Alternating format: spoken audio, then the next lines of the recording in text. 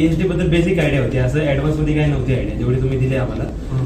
Basic म्हणलं की एक मला एवढीच आयडिया की एक इलेक्ट्रोस्टॅटिक चार्ज असतो तो आपल्या घरच्यांना वगैरे डिस्चार्ज होतो, पण त्यातून एवढे कंपोनंट वगैरे डॅमेज होतात. ते सरांनी आयडिया दिली होती मला आधी, पण एवढ्या लेवलला त्याचा आपल्याला लॉस होऊ शकतो एवढी मला आयडिया नव्हती. त्यातून कळून आलं की एक तर त्याचा यूज कुठे इंडस्ट्री लेवल आपण कुठे यूज करतो. आणि बाय ही माझी पहिली कंपनी आहे, मी फ्रेशर आहे. तर त्यातून मला ह्यातून बरंच काही भेटलं शिकायला, जसं की त्याचे मेजरमेंट्स असतील, त्याचे पॅरामीटर असतील, जे आपण काय काय चेक करतो, परत इंडस्ट्री लेवलला कुठं कुठं अप्लाय करता येईल आपल्याला त्याला, त्या एवढं देखील शिकलो मला. कुठले पॉईंट इम्प्रूव्ह करणार, टॉप 3 पॉईंट? आता काल ऑडिटला मी चेक केलेल्या बऱ्याच गोष्टी आहेत, जसं की मॅम म्हणल्या की रिस्बँड ते ओके नाही आहेत, तरी पण शॉप फ्लोअरला आपण फाईल्स वगैरे यूज करतोय, पेपर्स यूज करतोय, जे की हे जे नाही आहेत आणि ते आपल्या मटेरियलमध्ये नाही येतात, ते आपल्या पॅरामीटरमध्ये बसत नाही आहेत ते.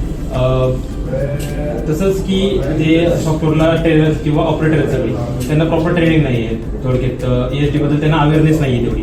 त्यांना काय वाटतं की ते ESD बँड वगैरे काय नाही, ते असतं बरोबर.